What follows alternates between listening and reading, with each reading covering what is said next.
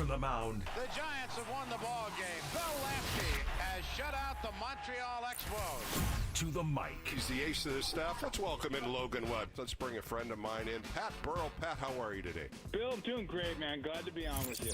Giants fans, this is Extra Innings with Bill Laskey. Sponsored by Lenardi's Markets of the Bay Area. Quite simply, the best. On your exclusive home of the San Francisco Giants. KNBR 104.5 FM and 680 AM. The sports leader. Again, Walker on top. The bearded right-hander delivers. Swing and a miss. He struck him out with some heat. 96 mile-an-hour fastball about belt high on the outer part of the plate. And the Giants have salvaged the finale of the series and of the road trip in their final road game of the year. Welcome into an extra inning postgame show on a Sunday with Bill Laskey as the San Francisco Giants break a 3-game losing streak. And they win the 4th game against the L.A. Dodgers in L.A. on some great starting pitching, great bullpen, some great defense, some great hitting from the bottom of the order. And I say great because they won a game. Yes. They won a game. They won 3-1, and they go home 77-79, a 2-5 road trip. They won 1 out of 3 against the Arizona Diamondbacks on Wednesday, and they salvaged today's game. And they take 1 out of 4 against the L.A. Dodgers. And they finish against the Dodgers 4-9, 4 wins, 9 losses. But today was all about Trevor McDonald. Trevor McDonald just pitched outstanding. When you look at what he did for 6 innings, he was just mowing them down. And he was going against Emmett Sheehan, both of them 2 young pitchers, 25 and 24 years old. And they really were pounding the zone. When you look at what Trevor McDonald did, 18 first pitch strikes for 24 hitters. And on the other side, Emmett Sheehan, 17 first pitch strikes for 24 hitters. I mean, this was really a great pitching matchup for 2 promising prospects. Trevor McDonald, sinker, slider, changeup, curveball, 6 innings, 6 hits, only 1 earned run, and a great defensive play by Bryce Eldridge to get a double play to get out of the inning for Spencer Bivens, who relieved him. The Giants were down 1-0 until the 8th inning. In the 8th inning, the bottom of the order, Christian Koss got a little dribbler down the third base line for a base hit.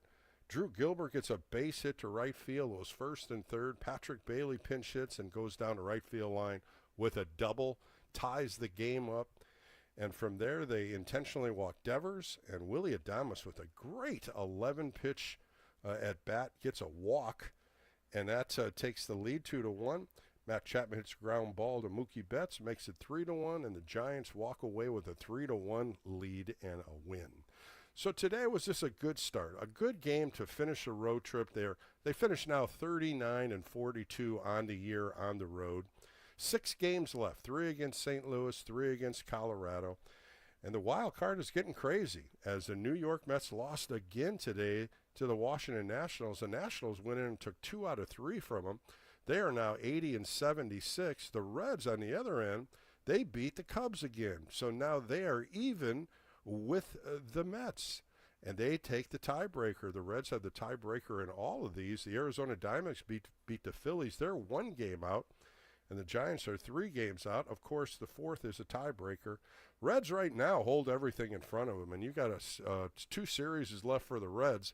They're going to Pittsburgh, or Pittsburgh's coming to them in Cincinnati. They're playing the Pittsburgh Pirates for 3 games, and then they travel to Milwaukee for the final 3 games. Then you start looking at what Arizona has. They probably have the hardest schedule. The Dodgers now travel to Arizona to play the Diamondbacks for 3. Then they go to San Diego. So it's going to be a fun week. It's going to be a fun finish. Another one's going down is Cleveland Guardians and the Detroit Tigers. The Detroit Tigers hold a 1-game lead over the Cleveland Guardians, and Cleveland hosts the Detroit Tigers for 3 games, Tuesday, Wednesday, Thursday. That's what September baseball is all about. This is what we love to watch, the game of baseball as the season ends. 162 games, and it always seems to go down to 1 game. And this wild card right now in the National League is going to be a fun one. When you look at what the New York Mets have to do, they have to go and play the Cubs, and then they face Miami. It's not an easy road, and the Mets are not playing consistent baseball. And right now, they're even with the Cincinnati Reds. Giants come home with a 3-game series against St. Louis. Verlander, Webb, and Ray. Those are your 3 starters against the St. Louis Cardinals. And the Cardinals are throwing McCreary, Palante, and Gray. So you got 3 right-handers going against the Giants, and we'll find out more. I mean, this is what baseball is about, and 6 games left to see if the Giants can pull some wins off and get over 500. I think that's the key here. And let's see what they can do. It's not over till it's over, as they say, but crazier things have happened, like Double D, my producer, tells me all the time. So we'll talk baseball. Got a great show lined up. Steve Garvey joins me later in the show, as well as Gary Lavell. Both of them were back in the days in the 70s and the 80s, talking about the Giants and Dodgers rivalry and some great careers from both of them. I sat down with both of them this week and had a couple of nice conversations with them. All right, we'll take a quick break. 415-808-KNBR. Phone lines are starting to light up here. Let's talk Giants baseball. Let's talk about the future, 2026, if you'd like to.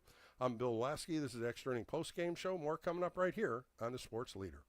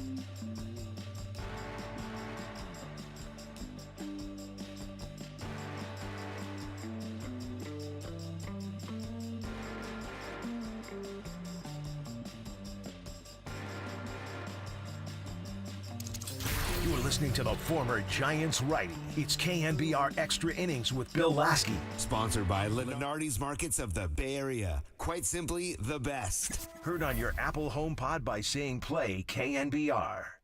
The pitch, swing, and there's a drive down the right field line, hooking toward the corner. It is a fair ball. It bounces up and over the wall near the foul pole for an automatic double. So Carse has scored the tying run. Gilbert has to stop at third. I think Gilbert would easily have scored himself on that play. And the fans are booing Blake Trinan. Back on the extra inning post-game show on a Sunday with Bill Laskey. That was a double by Patrick Bailey. Pinch hitting right there. Hit it right off the line and it bounced into the stands out there. And second and third, it was a beautiful hit by Bailey. And Blake Trinan, what is going on with him? He took the loss today, 1-7 for the Dodgers. He was supposed to be their stopper. He only went 2/3 of an inning, gave up 3 hits, 3 earned runs on 2 walks. 1 was intentional. He just hasn't been throwing the ball well at all for the Dodgers. And the Giants jumped on him, and they ended up scoring all 3 runs on him in the 8th inning. And it was the bottom of the lineup. Christian Koss had 2 hits today. He had a double in the 9th inning. He went 2 for 4. Drew Gilbert with a nice base hit down the line. It was he went 1 for 4, and then Bailey came in to pinch hit for Kisner, and he had a nice double, and that was really the bottom of the order. Top of the order really didn't do much at all. Willie Adames ended up getting a walk to score a run, but he went 0 for 3. Matt Chapman 0 for 4. Bryce Eldridge had a deep fly ball, but he went 0 for 3. Jung-Hoo Lee was 0 for 21 till yesterday. He got a couple hits. He took an 0 for 3. This offense has really been struggling. It's really been a streaky offense in the month of September, coming into this series after Arizona, and then they lose the first game 2-1. They were batting 125 on the road trip. 125. Well, they pulled it out, though. I think that's the main thing. They got a win, which they needed to get a win, come home, finish out the season here with 6 games, 3 against St. Louis, all of them starting at 6:45. They have Thursday off, and then the final weekend against the Colorado Rockies. All right, let's get to the phone lines. 415-808-KNBR if you want to get on the line. Let's go to Ben. He's in Alameda. Ben, how are you on a Sunday afternoon? Oh, thanks, Bill. You know, you're right, Bill. The offense is struggling. 125 on the road trip. You know, you're a coach, Bill. I'm a coach. And if we were coaching the Giants right now, we'd say, hey, the win today reminded me of the win against the Dodgers last Friday, a game they really didn't. They needed help on. They needed help on because they weren't hitting, and then somehow they get a win. So how many times that happens? Bill? We see a team that doesn't hit for 8 innings and get a win. And if me and you are the coaches, me and you are saying, man, we didn't deserve to win those games today. Yeah, but you know what, Ben? You got to tip your hat a little bit to Emmett Sheehan. He was really dazzled. He was dazzling him out there. You know, his fastball was 96-97, a sharp slider at 87-88, a couple change-ups here and there. He went 7 innings with 1 hit, no walks, 10 strikeouts. And at one time, after he hit Kisner in the 3rd inning, he retired 15 in a row. And he was on a roll, just like Trevor McDonald. Both of these guys were pitching ahead of hitters, getting behind hitters, then coming back at them. Both pitchers, I thought, really pitched well today. So you got to give a little leeway there. But there's one thing that I do want to bring up. In 4 games, the Giants have struck out 50 times. And that's just unacceptable in my mind. Now, of course, the strikeouts are always higher now because they're swinging a little harder, trying to take the ball out of the ballpark. But 50 strikeouts in 36 innings, that is really a big number. Yeah, Bill, you're a coach. You know exactly. If that was your team, you'd be sweating it. If you're like, oh, my God, how many times we struck out? 50 times? Well, how do you cure that? You know, so you're saying, oh, my God, I'm the coach, but our team is striking out. But I can't affect the players. I can't tell them what to do because I don't want to get on their nerves and have them be mad at me. It's kind of like what's going to happen next year because we're going to base our team on what the Dodgers are this year instead of creating a team about what they're going to be next year because they're going to have more offense next year. They're going to have more wins. I would believe so, too. I believe they will. Once you get these guys in the clubhouse after winter conditioning and you go through spring training, Adames will be in there for the 2nd year. Chapman will be in there for the 3rd year. Rafael Devers is starting to fit in. You know, he's just a pure hitter. He's had ups and downs all year. But when you look at his overall numbers, you can't really question it. 32 home runs, 105 RBIs, over 100 walks. But it just seems like he's striking out a lot more than what he did in his earlier career with Boston. And those are really your three middle guys. Those aren't going to change. Elliot Ramos, I just don't see him as a leadoff hitter, but they love putting him up there. And, of course, with Bryce Eldridge and Drew Gilbert getting opportunities, they may slide in this lineup next year. Oh, yeah, Bryce Eldridge and Gilbert, they'll definitely slide in. But then what's going to happen if Gilbert goes on a slump when he can't hit? Because he goes ice cold, and he hasn't really proven that he's a major league hitter. He's a really good defender, obviously. Everybody can see that. But, I mean, that's just not going to be enough, Bill. And who's to say that, Adames, Devers, Chapman, and Lee, they can't play all year. They're going to have they can't play 162 games. So they're going to have to take days off. And with them taking days off, that means your lineup's going to have to be deeper, which means the odds for success are even lower. And the Dodgers lineup is getting deeper and deeper and deeper, while ours is getting more shallow and more shallow and more shallow. Yeah, we just got to figure out. I think we got to figure out what they can do. Is Devers going to be the DH? Is Devers going to play first base? Is he going to play every other game like he's been doing? What is the situation with Eldridge? At first base today, he just looked great at first base. The length, 6'7", reaching out to grab those balls that Adames made. Nice plays by him and Koss. I can see him being a first baseman just by being 6'7". Can he relax and make the plays? I think that's going to be the big question mark for a rookie, a young player. But so far, he's been doing well. I just want to see him come home and hit at Oracle. I think that's going to be a big success story when he steps up against St. Louis. 3 right-handers going against him. And then he has Colorado at the end of the weekend. So it's going to be a fun 6 games, a lot of right-handers, and we'll probably see a little more Drew Gilbert. But overall, it was a good win today, Ben, and they're coming home to finish out the season with 6 left. And let's just hope they get over 500. I think that's what everybody's looking for, to see give it a winning record. But I appreciate your call once again. When you look at this team, 77 and 79, and you start looking back, and where did it go wrong? How did it go backwards? And I really think it was all back with the weekend last weekend when they beat the Dodgers on Friday night and they lose the next 2 games. They go into Arizona, they drop the first 2 games, and they just couldn't get enough offense going. This is what I was saying to Albert or Bert lately in the last call, was 125 batting average. You can't win when you're not scoring runs, and they just didn't do anything in these games where they produced runs. And it cost them a game with Logan Webb. That was one of the games that I thought they could have won that game, and that was the Thursday game, 2-1. He pitched outstanding, going 7 innings, 2 runs. That was the game when Patrick Bailey dropped the ball from Willie Adames, throwing it on a ground ball to short. Those are the things that you have to win. Those are the games you have to try to win. Those are the games you cannot make mistakes when you're playing top teams like the LA Dodgers. From there, it's just been a Band-Aid for all the pitching and all the pitching staff that's been out there. Today, boy, what a glimmer of light here with Trevor McDonald. He threw well today. And I talked about it earlier, 6 innings, 6-6, 1 earned 1, 89 pitches. He threw 60 of them for strikes. That's a huge plus. 9 ground balls, 5 fly balls. And the mixture of pitches, it sounded in, listening to Kipe and Hunter, they were talking exactly like I was thinking of Logan Webb. Logan Webb has that sinker-slider mix, and he threw 37 sinkers and 40 curveballs, which is legit, sort of like a slider, but he had that snapper going 12-6, punched out Ohtani, leading off the game. He was in command the whole time.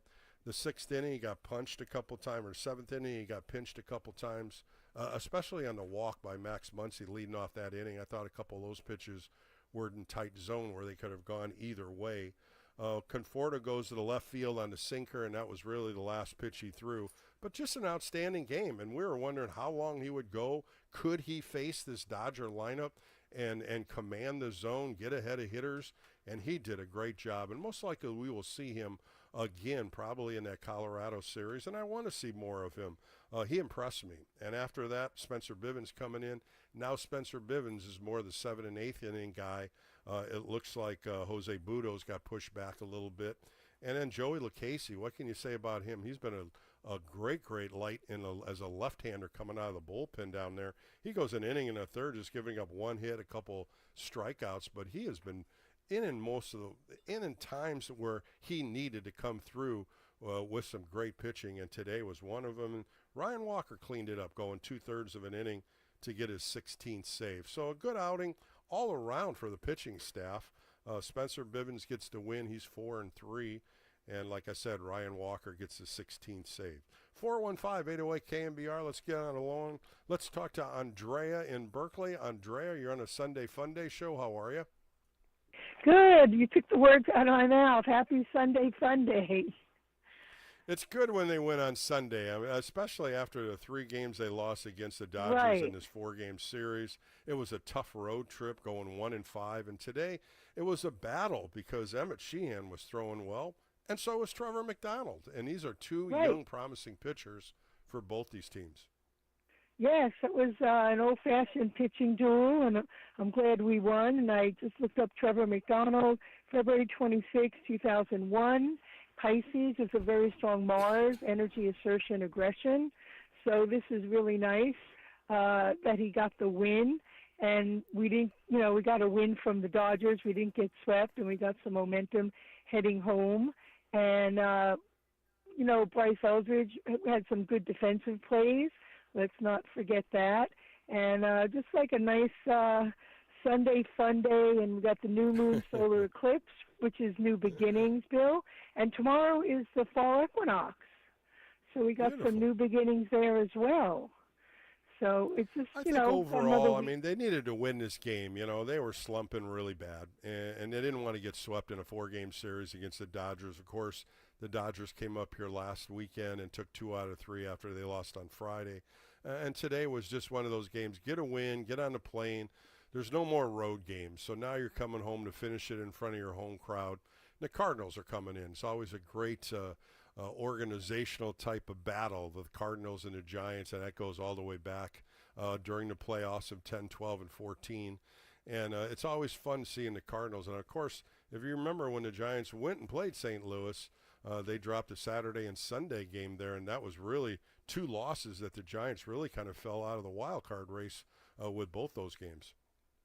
Oh, I see. And it's like more it's like more meaningful when we beat LA. It really is. So I'm just glad we rivalry. Left. It's that big rivalry, Yeah. Andrea. It's just when the Mets are playing the Cardinals again. That's a big rivalry. You follow the Mets your whole life. That's a big time rivalry out there. Yeah, and the Giants postgame show showed this incredible catch that I think the Nationals had against the Mets, and it was like, wow, one of the outfielders just like caught the ball, it fell, he kicked the ball, he caught it. It's just, this time of year is very exciting, and it's just nice to, get the win, leave LA with our head held high, and, look forward to the, I think Verlander's starting tomorrow, and Robbie Ray, so, should be a nice week, and then, again, we got the fall equinox, so time really has flown by. It sure has, Andrea, and the season of 162 games is coming to a close, and let's see if the Giants can get some wins on these last 6 games and go out the season on a winning trend. But thanks for the call again, Andrea. You have a great Sunday because it's beautiful up here in Northern California. You too, Bill. Thank you so much. Yep, thank you. Giants win today, 3-1. Of course, it was a big rivalry. Of course, the Giants and the Dodgers, we've played these series all the way in the 60s, the 50s, the 70s, and the 80s. And my first guest today, everybody will recognize his name, Steve Garvey. Just a fabulous career, Gold Glove winner, MVP, played in numerous World Series and playoffs. And I sat down with him earlier this week and had a great conversation with Steve about the rivalry and some of the things that he remembers with the Giants and the Dodgers. We'll play that next right here on the Extra Inning Postgame Show on KNBR.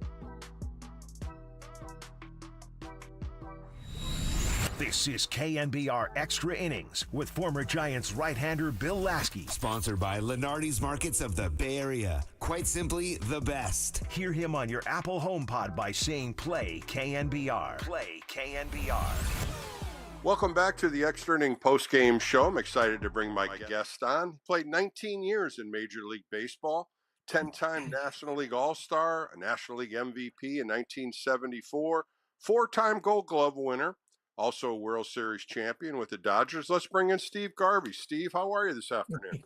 Great, Bill. Great to be with you again. I appreciate your time as always. And of course, Dodger-Giants rivalry. It's upon us again. Tell me your thoughts when you hear that. Well, you know, it goes all the way back to 1956, growing up in Tampa, Florida. And, you know, my dad's a Greyhound bus driver, and he comes home and at the end of spring training, he said, "You want to skip school tomorrow?" And I go, "Oh my gosh."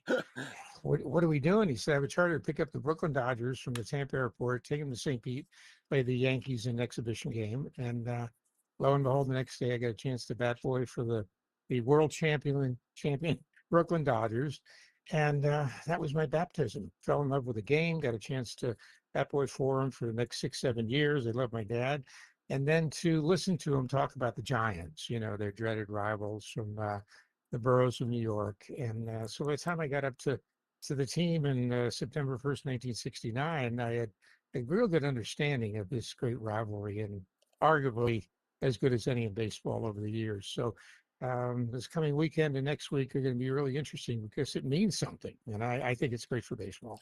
Yeah, so do I. And a rivalry always goes back to the days in the 60s and the 70s and the 80s. And, I reflected a little bit on your time playing at Candlestick Park. Of course, the visiting teams hated to come in there.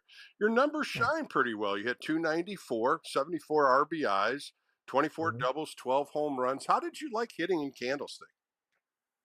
Well, everybody was griping and complaining.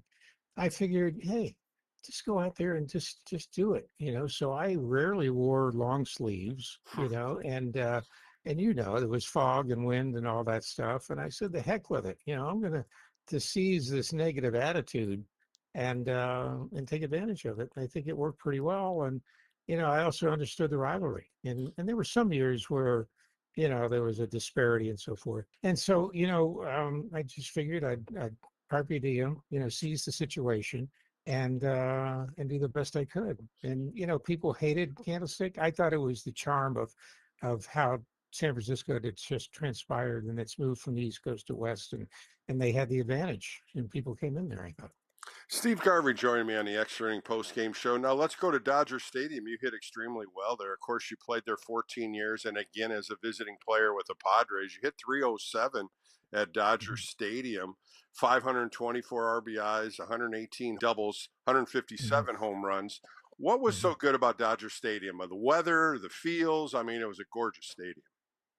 Yeah, well, I think that it was one of those ballparks that were just set up perfectly for the environment. It's in Chavez Ravine, so it's down a little bit. Very rarely is wind affected. First few months of the year, you get a little low pressure. We put some dew on the grass, but the background is great. The setting is great, and it's the iconic Dodger franchise. That when you come here, and I've always said this, is a few teams that when you put the jersey on, you should feel something because of the history. And, you go used to it. It's your home field advantage. It was a pitcher's ballpark, though, when we were playing here. And I think it's transpired now. You see more home runs going into the first, 3, 4, 5 rows. And for whatever reason, if the ball's changed or, the 100-mile-an-hour ricochets go farther, it's not quite that pitcher's park like it used to be. Well, Steve, going back to the rivalry between the Giants and the Dodgers, it seems like the last few years it's not that intense. But back in our day, players stayed with the teams long, and the length of players and teammates. And I go back to 8.5 years when you had Ron Say, Davey Lopes, Bill Russell on the infield with you. The length of time when you play with teammates, it means so much. And the dynasty that the Dodgers had, it showed more and more impact when they played the Giants. Yeah, the sense of history, and also by the second year, I was the last piece of the puzzle. When I had been a third baseman, Ron Say came up. Walter Olson still had faith in me, so I was leading the league in pinch hitting until June 23rd. Double hit against Cincinnati, and we lost the first game. Had struggled against lefties. I got one of the hits. And in between games, he walked by my locker and looked at me. He said, "You ever play first?" I said, "Oh, sure." One game in Little League, one game in AAA. And he says, "Borrow a glove and get out there tonight. Don't trip over the bag. Get some hits and let's, beat this lefty." And that's what happened. First inning, Billy Russell threw one in the dirt and dug it out. And 2 innings later, Davey barehanded the ball and threw it off the bag. And I went up the first base line and caught it and tagged the runner. And I'm thinking, this isn't so tough. Although arguably I could have lost my left arm easily and got hit in the chin by the throw, but had a couple hits, 2 RBIs, we won. And at the end of the game, Walt went by again and said, "You're in there tomorrow," which would have been a Sunday.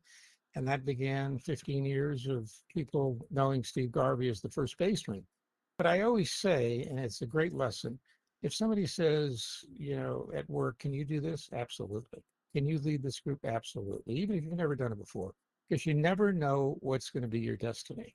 And by saying yes, that was my carpe diem moment, seize the moment.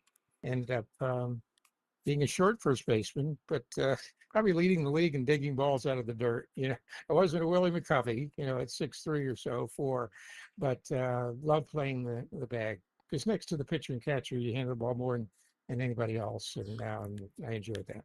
Well, Steve, you were a 4-time Gold Glove winner. Your fielding percentage after 19 years was a .994, just outstanding.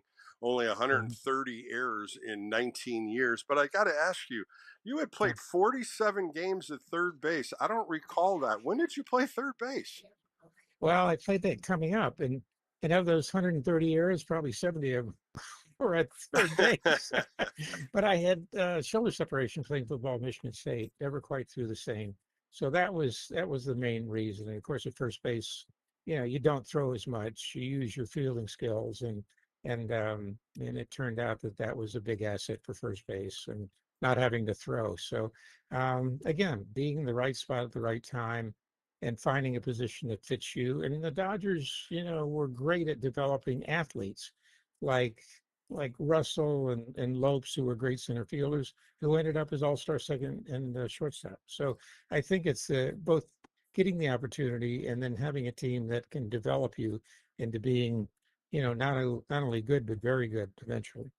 Steve, your lifetime batting average 294, 2,599 hits. But the thing I like about it is 6 times in your career you had 200 hits, and 10 times you were in the top 10 in most hits in the league. Something that you had an approach with. You always went to right field. You shortened your stride. You shortened up the swing path. Things that you worked on in your career. Tell me a couple of those thoughts. Well, as time went on, a couple things I integrated into my offense was bunting. I would get 10, 12 bunt hits a year. I could hit and run because I, knew how to go the opposite way. It's so difficult. We're facing tall, good-looking pitchers on the mound, who know the speed, angle, location. So you gotta take away something. And by thinking right center as a right-handed hitter I took away giving up the plate for power, and I probably could have averaged more home runs a year because I did have power. But I rather be a versatile hitter, being able to control the bat. I led the league a couple times in ground out RBIs, understanding to get the runner in somehow. Small ball, they call it now. So I think if you were to say what did I do best, was I thought the offensive part of the game, and I could tell sequences that we're going between pitchers and catchers. Well, Steve, when you talk about a 162 game schedule, 7 times you played in all the games, 10 times you played in 160 games or more. Versatility, being healthy, stretching, all the things you had to stay healthy in trying to play all these games.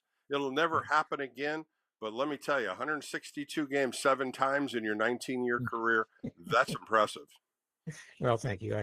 If you were to say what I take the most pride in, obviously as a team sport player, winning a world championship, but as a player, going out every day and being able to play, 7.5 years without missing a game, National League record, 4th all time, was my commitment to the game and to the fans, and to being able to as a little boy, grow from a bat boy up into an all-star player who loved the opposition, loved the rivalry, especially with the Giants, and just had a passion for the game. Steve, 2 awards you had in your career: the Roberto Clemente Award in 1981. It was really about good play, strong work community, did things in the community for people. And then you had the Lou Gehrig Memorial Award, which was spirit, and talking about the character of Lou Gehrig. Both awards just honorable for you. What brings you into accepting these awards and knowing what you've done for community as well as yourself? Well, I think, life is God's gift to us, and what we do it is our gift to him. And I was so blessed that, and it's always been important, especially the Garvey family philosophy, to give back. And because of the visibility of playing a sport, the entertainment business, and having the opportunity to make a difference in the community and charities, I'm chairman of a prostate cancer foundation now and other things, but that was important, and I held that in high esteem. And then Lou Gehrig, my idol, had the consecutive game streak for all those years at 2130, but he felt the same way. And I learned his philosophy of playing for the love of the game and the fans, and playing with migraine headache and hairline fracture and all these things.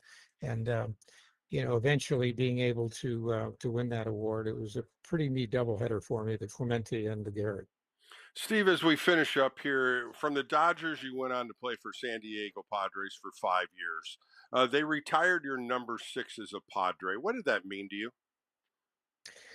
Well, they made the leap of faith to sign me as a free agent, to make a huge commitment. Because as Ray Kroc said, he said, "Son, I know what you can do on the field. It's off the field where I think you can change the whole culture of the fans of San Diego." And to be able to go there and to fulfill Mr. Kroc's wishes was very, very special. Well, Steve, it was a pleasure having you on again. It's always a pleasure talking baseball with you, and what a great career you had. And it's a pleasure once again having you on. Well, as always, I look forward to next time. There you go. That was Steve Garvey on the Extra Inning Post Game Show. More coming up right here on KNBR, the sports leader.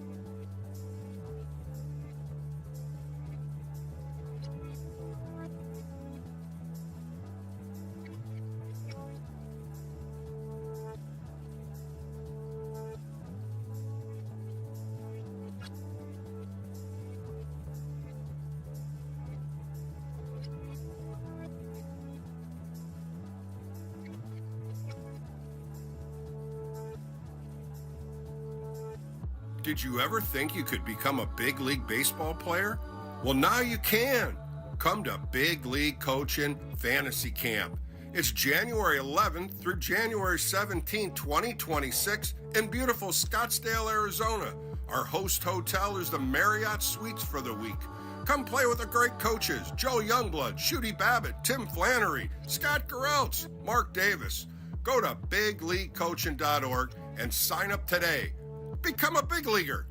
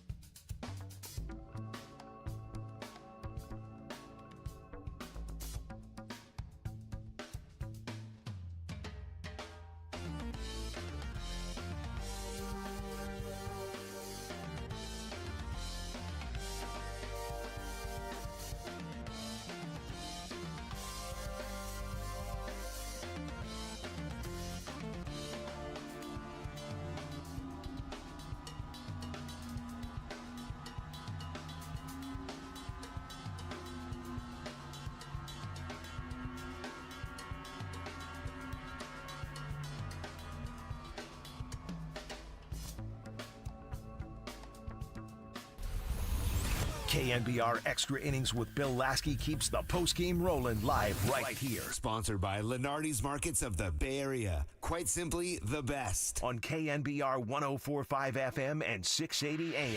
The sports leader.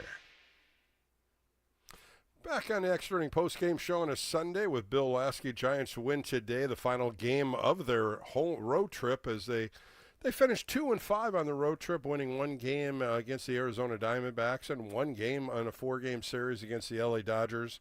They come home for a 6-game homestand, the final homestand of the 2025 season. They go 2-5 on the road. Overall numbers on the season, 39-42 on the road. They're 38-37 coming home, so there's 6 left there against the St. Louis Cardinals and the Colorado Rockies. Today was some outstanding pitching by the rookie 24-year-old Trevor McDonald, as he went 6 innings, only giving up 1 earned run. A really good outing, 60 strikes and 84 pitches he threw, 18 first pitch strikes, 24 hitters, kept him off balance, had a nice sinker, curveball mix with a couple change-ups and sliders, but overall, just a great outing. We'll probably see another outing out of him against the Colorado Rockies next weekend, and he deserves it. That was just a very solid outing. In AAA this year, he was 9-9 with a 5.31 earned run average, through 142 innings, 144 strikeouts. And it was really the mix on that sinker where he had great movement away from a lefty into a righty. And the curveball was really snapping where it went out of the zone. Struck out Ohtani, the first hitter he saw in the first inning. You know, you look at a young kid like this, and I said it in the warm-up show, when you get an opportunity to pitch, you got eyes on you. And they gave him the ball today. He was just called up last week. Keaton Wynn got sent down as an extra arm. He threw 2 innings in Arizona, had a nice 1-2-3 the first inning, gave up a couple hits the second inning, and ended up losing the lead. Tied it with Diamondbacks. Diamondbacks ended up winning that one in the bottom of the 9th. But he had an opportunity to go out on a big stage against the LA Dodgers. And he went up against one of the toughest lineups in the National League. And he performed extremely well, kept his composure. Always, you know, he looked a couple times at the umpire, Ryan Addison, behind the plate on a couple close pitches. He got squeezed a couple times. Both sides got squeezed, but they both young pitchers. And you look at what Emmett Sheehan did also, both young pitchers being able to go on a big stage at Dodger Stadium and perform, and they both pitched well. So it's a good sign, because the Giants really are missing that 4th and 5th starter when you look at this rotation next year. Landon Root most likely will fit in the 3rd spot. Will they re-sign Justin Verlander is going to be a big question, 42-year-old. He wants to pitch again. And I think when you start looking at what could happen, you got Carson Whisenhunt, you got Birdsong, a couple other ones that could be in a mix. But I think what Trevor McDonald did is he put his name in there. He put his name on the whiteboard, as we always said. Put your name on the whiteboard so they can talk about you. And to finish it out with one more start would be a big advantage for him when he went to spring training. Last year, I don't know if you remember this, last year they brought him up because they were short on pitching. They brought him up the last day of the year, and he pitched 3 innings against the St. Louis Cardinals and only gave up a walk and a hit. He was already home. The season was already over. They called him back. Come on, we're going to pitch you in the big leagues. Of course he's going to jump in. And again, this came up last week, an extra arm, but boy, did he perform extremely well for the San Francisco Giants today. The defense, we never talk about Christian Koss, and this guy's a battler. He made some great plays. The ball that he caught from Mookie Betts up the middle and jumped from behind second base to throw him out was a big-time play. This guy hustles all the time. The play in defense, sure, there's games where he's missed a couple balls here and there, but today he really got the team started. He got a nice little infield hit to start off the 8th inning, hustled on base hit by Gilbert from 1st to 3rd, scored the first run. And this is something that this guy's never played in the big leagues. Christian Koss has never been a big leaguer this year. He's 267. He got 2 hits today and a hustle double in the 9th inning. It was a base hit to right center field, head first slide into second, big collision with Mookie Betts. They had to go to replay to see if his belly was off the base, and it wasn't. They called him safe, and that's the kind of play you want when you get an opportunity. Of course, you know, we're talking about Schmidt. Casey Schmidt's mostly getting the second base reps. But Christian Koss is pushing his way in there by the way he plays. and the way he goes to the opposite way as a hitter. Little things like this shine at the end of the year. These are the things you want to get that last thought in the Giants' pattern of what they're going to do in the offseason. And I think Christian Koss has definitely showed them that he can play different positions. He played third, shortstop, second base. He's a hustler, motivator, and he's a good kid. And I think that's a good thing for the Giants moving forward to next year. The other one was Bryce Eldridge, finally getting an opportunity to play defense. And, of course, we've been waiting to see him play first base, 6'7" at first base. You're not going to throw too many balls over his head. But I loved what he did on a couple plays, the stretch, keeping that right foot on the bag and stretching as far as he can to catch the ball. Big, big advantage when you're 6'7". And then later in the game, when it was second and third with one out, he caught a line drive, caught it, speared it, and threw to third base, and Matt Chapman caught the ball, and it was a double play to get out of that inning. A big play. That was in the seventh inning when the Dodgers were trying to battle back in the game. The other double play was a real sharp double play. That was in the sixth inning. A bullet to Adames. He backhanded off his right knee, throws to Koss at second, and Koss catches it and literally jump throws it to first for getting a double play. That was this huge plays. And when you're playing these games against some top contenders, defense plays a big part. We always talk about the San Francisco Giants with good pitching and good defense and timely hitting. Well, today, in that eighth inning, timely hitting came when Patrick Bailey came up and pinch hit and hit a double down the right field line to score the first run. And then they intentionally walked Devers to try to get to Willy Adames, and Willy Adames went in at bat. I think it was about 10 or 11 pitches, fouled off so many against Blake Trinan until he finally threw one inside and got to walk, and the Giants took the lead. It moved on from there. Matt Chapman battled with Trinan again, breaking balls, sliders. That's all they throw, Matt Chapman. He hit a ball enough just to get in front, a slow roller out in shortstop. That's the only play was at first base, and he gets an RBI. But those are types of plays that the Giants haven't had on the offensive side. They need to produce runs, and that's what they did today. They produced 3 runs, and that was enough. Now you go to the bullpen. Boy, oh boy, the bullpen's been shaky. We've seen that too many times. And Joey Lucchesi is coming out to be that top hind lefty. Of course, when you're talking about Eric Miller, he's had a sprained left elbow most of the season. He's not coming back. They'll go rehab, and they'll start him all over next spring. But Joey Lucchesi's that kind of guy that came to spring training as a non-roster pitcher. And, talking to, a couple different people, the coaches, J.P. Martinez said the reason why Joey Lucchesi came to big league spring training was Buster Posey faced him, and he said he was funky enough. Bring him in. Let's see what he can do. Oh, there's no question. He is funky with the delivery and the slurve, the curveball, and the knuckle grip on the curveball. It was good, though. He came in and he produced. And today, an inning and a third, only giving up a base hit. He got a couple punch outs. Came back in the ninth inning to face Muncy, punched him out. Key points for Joey Lucchesi to stay with this club next year. And, of course, Ryan Walker. Where does he fit in? Is he going to be your closer next year? Are they going to go out and try to find a closer? Ryan Walker came in and closed the door.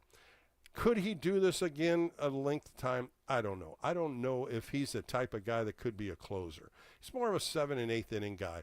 When Duvall was the closer, I always thought that was a good mix with Ryan Walker and Tyler Rogers in that 7th and 8th inning setup guy. But you start looking at what the Giants have to fill in, and the bullpen has got to be changed. There's got to be some new identity and new spots, especially a setup man. You now have Spencer Bivens, who was really the long man, middle guy. Now he's your 8th inning guy. And really the one guy that Jose Budo, who was really brought in to be the middle guy, he was really the 8th inning guy, and he is scuffled. He could not throw strikes. He's getting behind too many hitters. Got in the game yesterday and walked a couple hitters. So you can't depend on him to be that 8th inning guy. And Spencer Bivens comes in and throws strikes. And what did he do today? Fantastic. Fantastic job. So these are things that as you go into the offseason, these are things that players and pitchers want to plant into the organization and say, look what I did last time. The last impression, just like the first impression when coaches see you. The first impression is, wow, who is that? The last impression, you want to say, I want to be here next year. I want this role again next year. And those are things that during the winter meetings, organizational meetings, they go through each player, the pluses and the minuses. What are we going to do next year? Does he fit our plan? Does he fit what we want to see? This is going to be happening here in October. I don't feel the Giants will make the wild card. It's just too many teams in front of them, and you only have 6 games left. Sure, you're 3 games out. You're 1 game out of the wild card. There are 4 games for the Mets, but you also lose the wild card with the Reds because they have the elimination game over you also. The Reds are tied with the Mets right now. Arizona's 1 game back. Arizona's playing the Dodgers and they play the Padres. You look at what the Reds are doing. The Reds are playing Pittsburgh. So that's an opportunity. You look at what the Mets are doing, and the Mets are playing the Cubs. So it's still not over, no question, but you got too many teams that are in a hunt above you. You have to win. And today was a good win. It was a good win to get out of this road trip with such disaster in offense and pitching. And this team just could not fit in or get a win. They only had 2 wins, and they needed to get more than that in 7 games. So we find out next. The St. Louis Cardinals come in. They're all 6:45 games. Michael McGreevy, 7-3 with a 4.08 for St. Louis, takes on Justin Verlander tomorrow. That's Monday. Now, the Giants just went last weekend on September 5th. They played the St. Louis Cardinals for a 3-game series. Mike McGreevy pitched that game. He went 4 innings, 9 hits, 6 earned runs. And that game is when the Giants were hitting the hell out of the ball. They were still hitting the ball out of the ballpark. And they started that game with Devers and Adames going back-to-back home runs in the first inning. That was Devers' 31st and Adames' 27th. That was the string when they had 18 straight games with home runs. They had 38 home runs before that streak was broken. Then, you know, that was a game when they won that game 8-2, and then they come into Saturday's game, and Justin Verlander threw a gem of a game. He went 6 innings, 3 hits, no earned runs, no walks, 6 strikeouts. He has been fabulous since the All-Star break, no question there. And Andre Palante is pitching. Now he's pitching against the Giants on Tuesday against Logan Webb. He's 6-14 with a 5.2 earned run average, going against Logan Webb, 14-11 with a 3.2. Palante pitched extremely well against the Giants that day. He went 6 innings. They only got 2 runs off of him. They got 2 runs in the 4th inning on a couple base hits, a double by Drew Gilbert, and a sac fly. So when you're looking at Palante, yeah, he pitched pretty well against them. 89 pitches, 56 for strikes, 5 hits. Justin Verlander went in that game, 6 shutout innings. Lucchesi and Budo came in, and that was the game when Ryan Walker gave up 3 runs in the bottom of the 9th inning and really took the momentum out of that team at that time. They were winning. They were just on a nice win streak of 6 straight games. So that's what's going on. And then on Wednesday, Sonny Gray's on the mound. Sonny Gray also pitched in that series. He went 5 1/3, giving up 3 earned runs. He was dazzling. Boy, he was throwing real well. They didn't have 1 hit off him in 5 innings in that game. He was going against Kai-Wei Tang, and Kai-Wei Tang for 4 innings, they were matching zeros on the board. In the 5th inning, Kai-Wei Tang walked 3 guys, and that was a disaster for him. 3 walks in that 5th inning, and all 3 end up scoring. The Giants end up that one losing 4-3. So they know their competition. Robbie Ray also is throwing Wednesday in that final game against the Cardinals. But the Giants know these pitchers. They face them. Some pitch good, some pitch bad. But there are possibilities of winning each game. This is what they have to do. Potentially, they could win every game. That's what they're trying to do now. They have to continue to keep winning. Win next day, look at the scoreboard. But you got to keep winning. Today was a big win. It's a motivational win to come home. 6 games left in the season. A tough road trip. But you know what? This is what baseball is all about. This is exactly what you want to do in September. The weather gets cooler. The baseball is starting to heat up. You're starting to see the finish line. But at the same time, the finish line is you want to win. You want to continue to keep a winning streak going. And that winning streak right now is 1 game. They ended up losing 3 in a row. And now they got a 1 win against the Dodgers. And they finish up with 6 left at Oracle. Hoping all the Giants fans come out and support this team. Bryce Eldridge was also here. I think that's a big, big plus for Giants fans that come out and watch him play. Drew Gilbert, another young rookie that's starting to play a little bit more in the outfield. And you got your middle guys. Willie Adamas finishing out his first year as a Giant. Rafael Devers is going to be here for a few more years. So I really would love to see how this Giants compete against St. Louis. They have a day off on Thursday, and they finish up with the Colorado Rockies next weekend. All right, coming up next, a good friend of mine. He's from Pennsylvania, a teammate of mine, one of the nastiest lefties in the game back then. A 13-year career for Gary Lavell, two-time National League All-Star, and he's on the San Francisco Wall of Fame. So coming up next, I sit down with my buddy Gary Lavell, and we talk pitching, and we also, again, talk about the Dodger-Giant rivalry. That's coming up next right here on the Extra Inning Postgame Show on KNBR.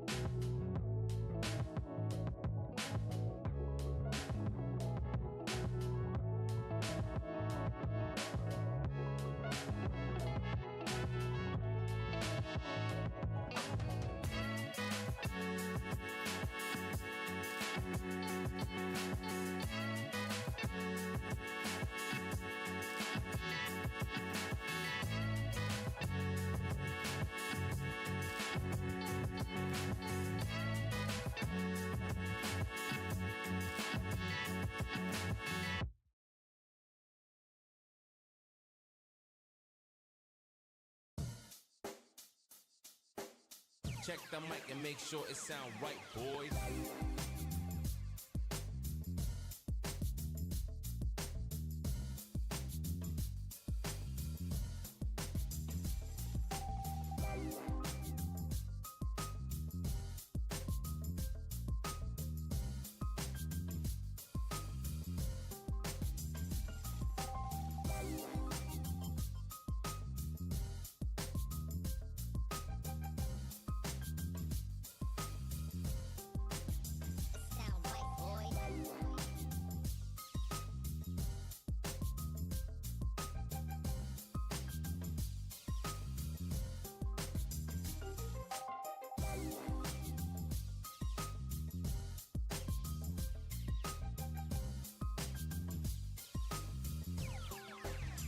sound right, boys.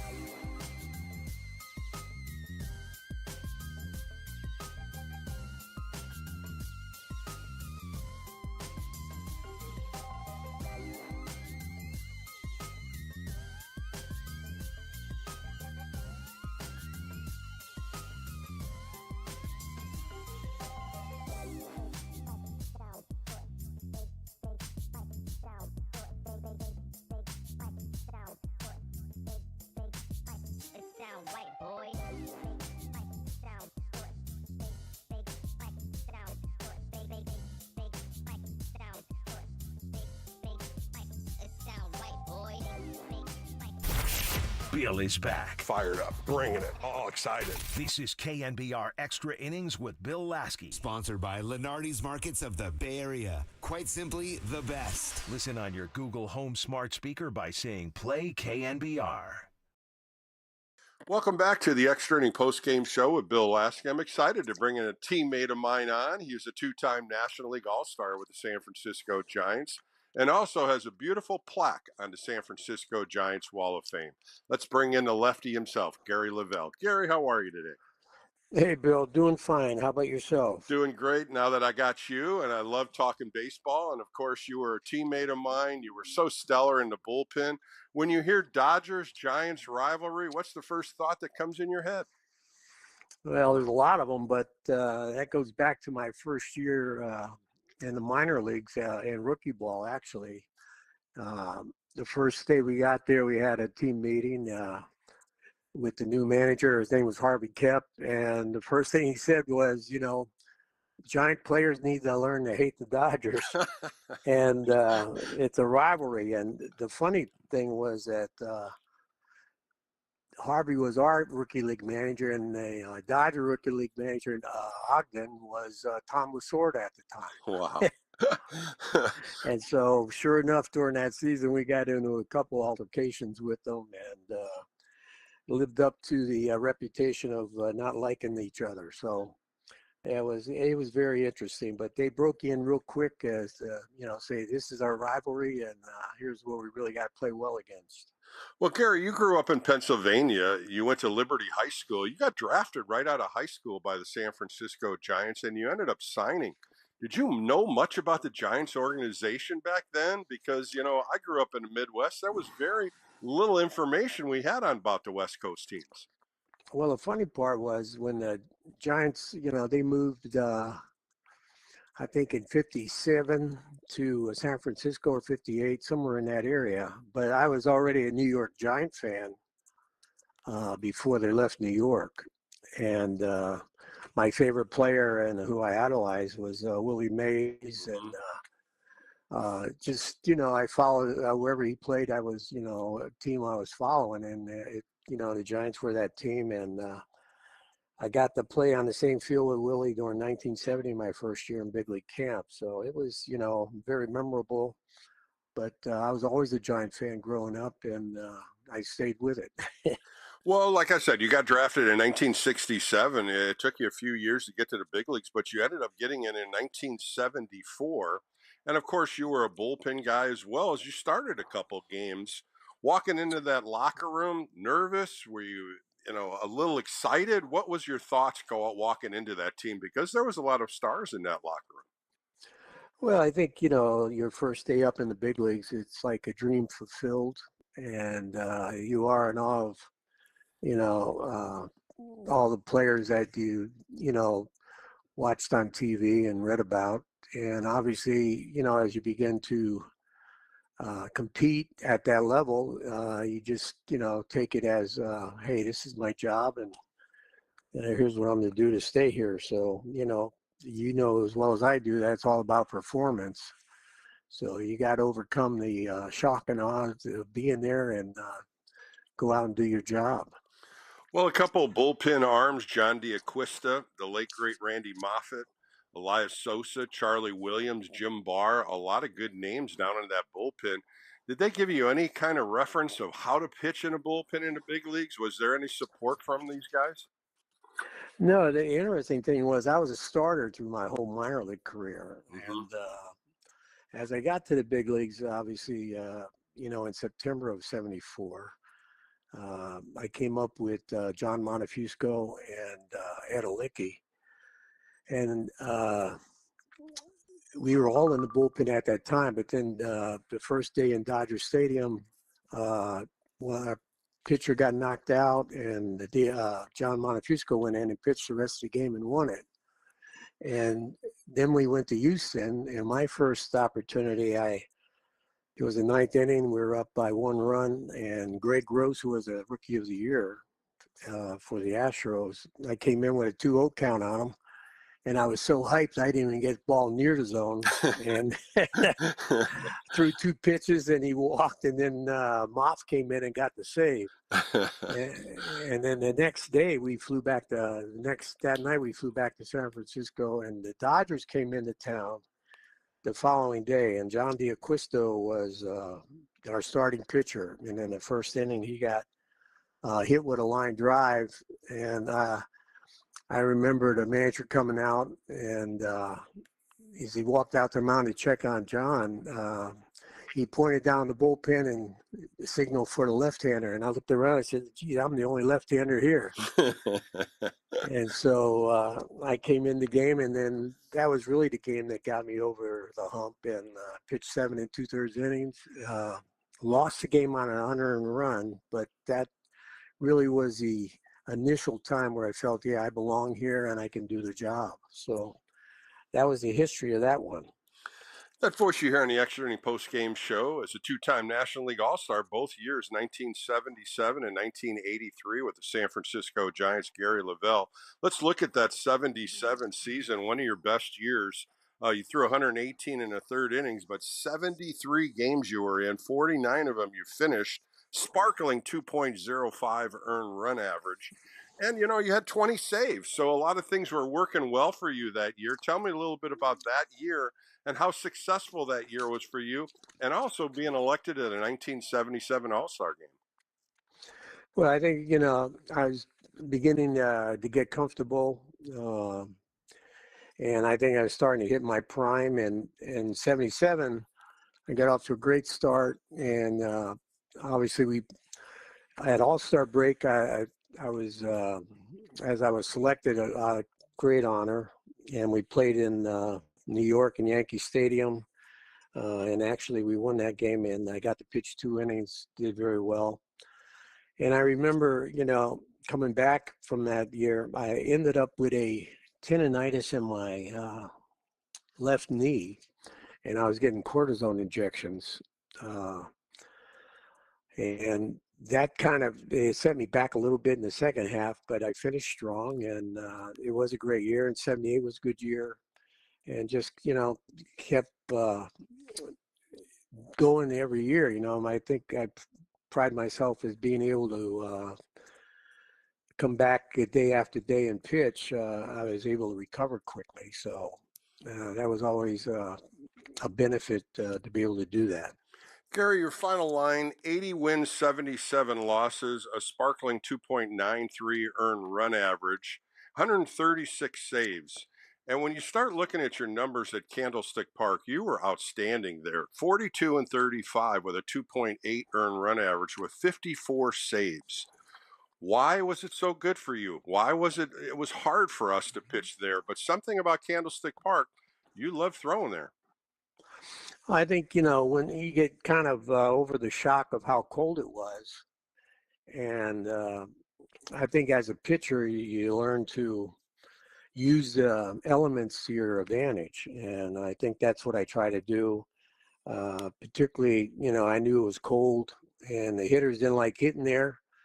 So a lot of times we would, you know, try to pitch inside on guys, try to just, you know, do things that made the hitter uncomfortable. And then I think as I learned to adjust and adapt to the swirling winds, you know, you learn to use your fastball when the wind was behind you and your breaking ball when the wind was at your face. So those are things that, you know, you start picking up on and use to your advantage. Gary, in the early 80s when we were teammates, a good bullpen. We had Jim Barr down there. Al Holland was another setup lefty.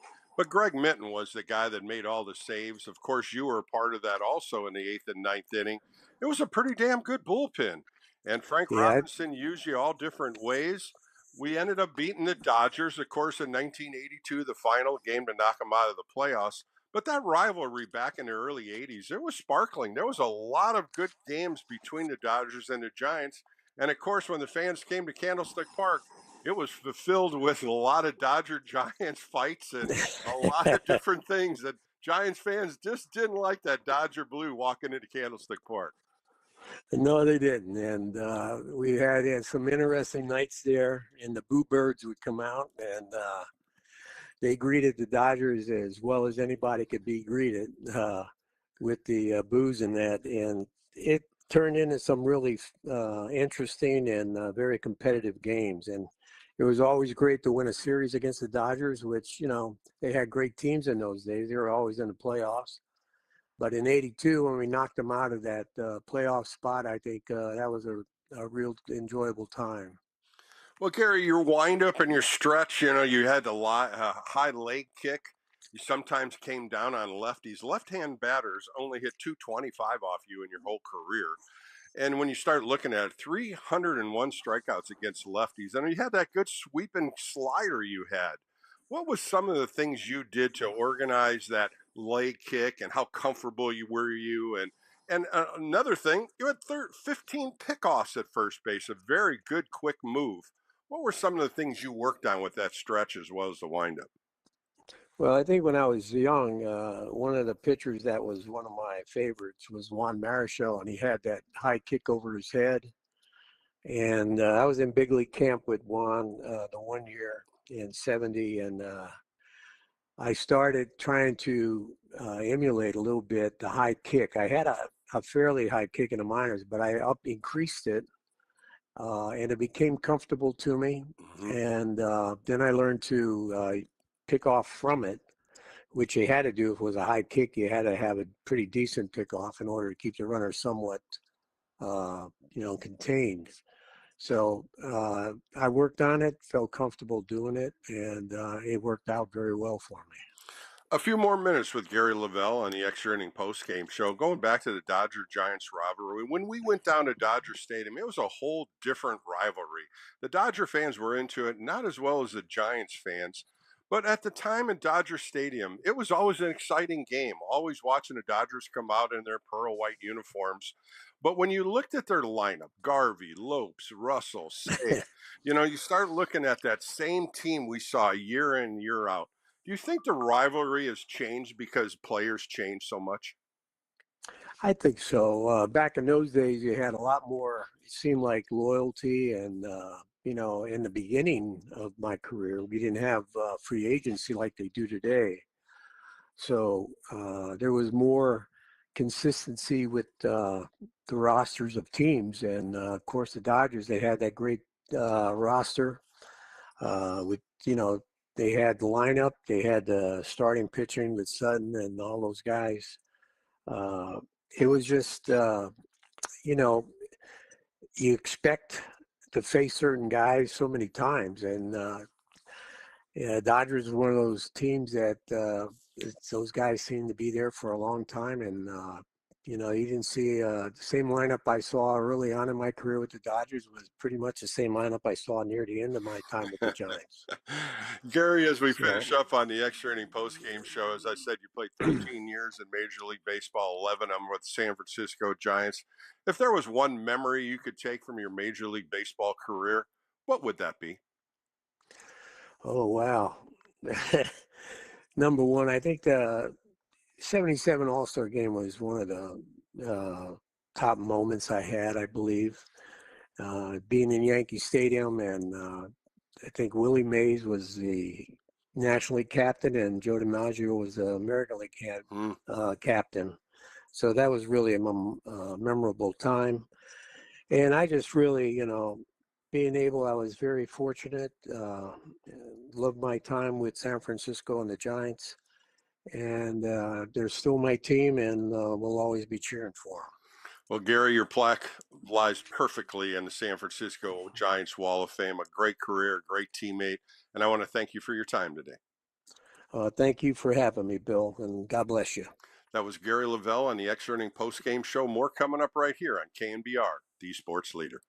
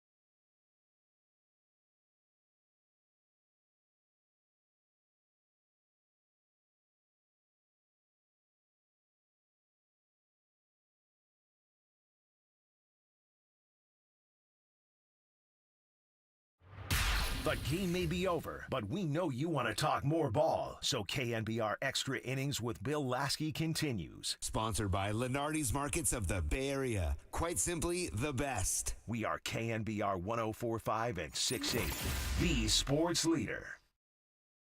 Welcome back to the Extra Inning Postgame Show as we close out a Sunday. Giants win in Los Angeles 3-1. They come home for a 6-game homestand to finish the 2025 season.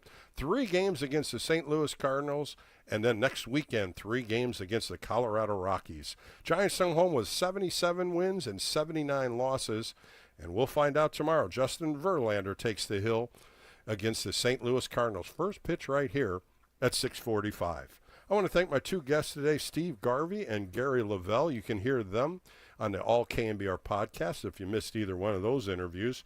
I want to thank my producer, Double D, Danny Dunn, running the show, and all the people out there, Giants fans, calling in as well as listening. The Niners won today. Great game by the Niners. They won 16-15 on a last-minute field goal. So both teams, the Giants and the Niners, win on a Sunday. For Bill Laskey, be safe, be well. I'll be on next Friday, Saturday, and Sunday to close out the season. Extra Innings will have a couple great guests for next weekend. But have a great week. Let's see if the Giants can win some more games and finish up the season strong. More coming up next right here on KNBR, the sports leader. It's another great outing for the righty on your home of San Francisco Giants baseball.